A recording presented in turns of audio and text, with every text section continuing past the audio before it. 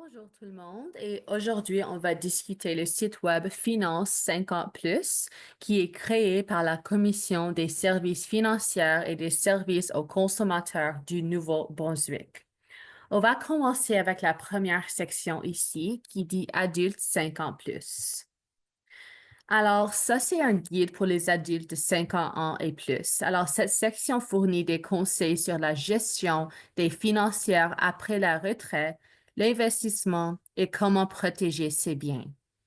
Elle aide à comprendre les enjeux de l'âge avancé en matière de finances et aussi propose des stratégies pour la sécurité financière. Les informations abordent aussi la préparation et la retraite et les solutions pour une gestion financière durable.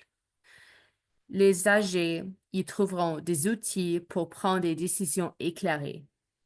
Elle met également en avant les programmes et les services publics qui sont disponibles et aussi ces ressources visent à aider les aînés à préserver leur autonomie financière.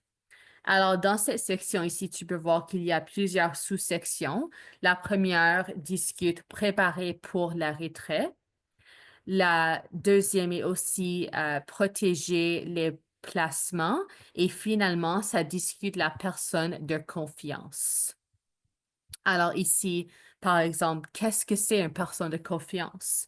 Une personne de confiance, c'est quelqu'un qui peut votre conseiller financièrement et qui tu peux leur contacter dans des situations bien définies.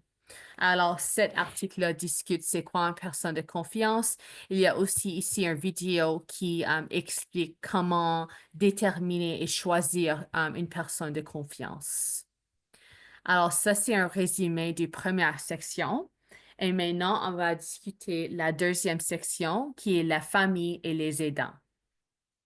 Alors, ici, on va cliquer sur cette section-là. Ça, c'est l'image. Et ça, c'est maintenant la deuxième section, les familles et les aidants. Alors, cette section ici se concentre sur le soutien à offrir aux proches vieillissants.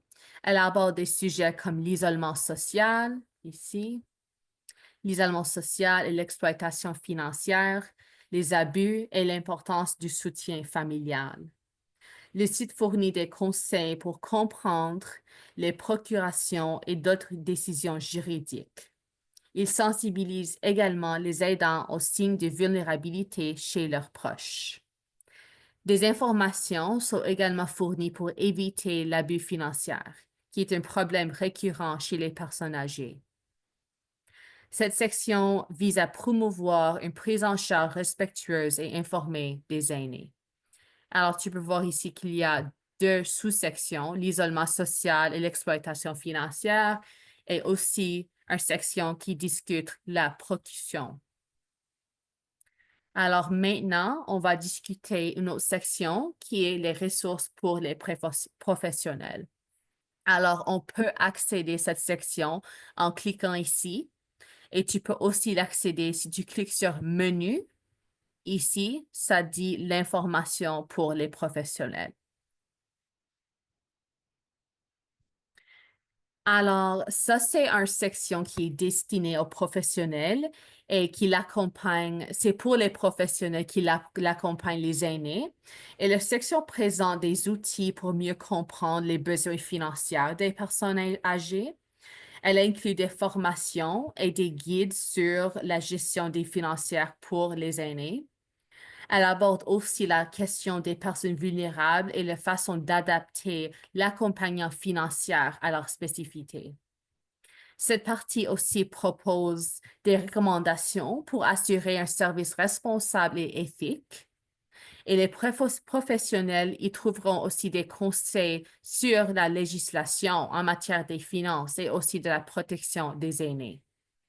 Elle vise à renforcer l'expertise des intervenants et la qualité des services qui sont offerts. Maintenant, on va discuter la section l'abus financier.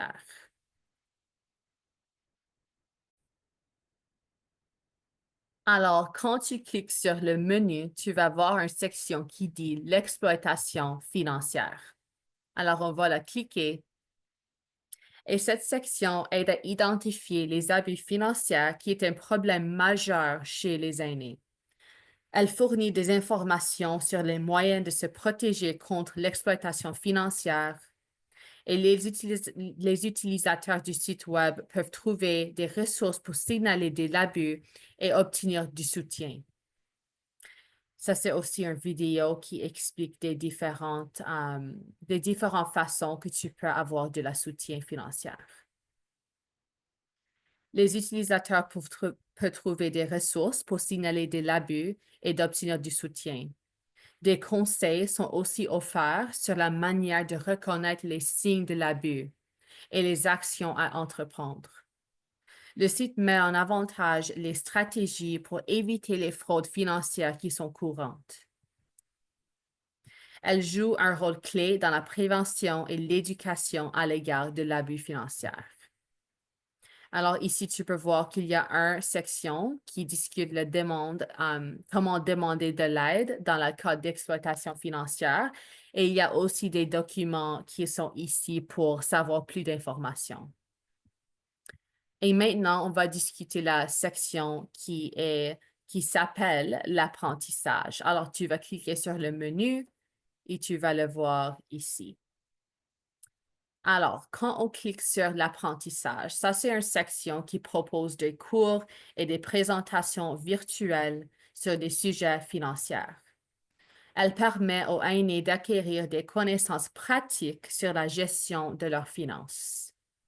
Ces formations abordent des thèmes variés allant de l'épargnage et l'investissement et à la planification du successoral. Les utilisateurs peuvent y accéder facilement, peu importe leur niveau de compétence. L'objectif de cette section est de rendre les seniors autonomes et mieux informés dans la gestion de leurs finances. C'est une ressource essentielle pour ceux qui souhaitent de prendre des décisions financières éclairées.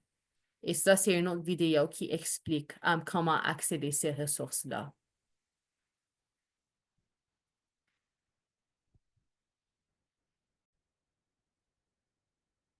Et finalement, on va discuter les coordonnées de cet site Web. Alors, quand tu cliques sur le menu, tu vas voir une section qui dit coordonnées. Quand tu le cliques, ça va vous donner plusieurs coordonnées. Par exemple, des renseignements généraux. Ça, c'est les numéros de téléphone, ça, c'est leur disponibilité dans le jour et ça, c'est leur courriel. Si tu veux demander des renseignements des médias, tu peux communiquer avec leur équipe de communication et ils peuvent vous aider à trouver un porte-parole ou un spécialiste qui répondra à votre question. Ça, c'est aussi le contact pour les médias sociaux. Alors, il y a une liste qui est disponible. Et si vous avez des questions au sujet de la collecte de vos renseignements personnels, tu peux aussi communiquer avec la personne suivante. Ça, c'est leur information et ça, c'est le numéro de téléphone et leur courriel.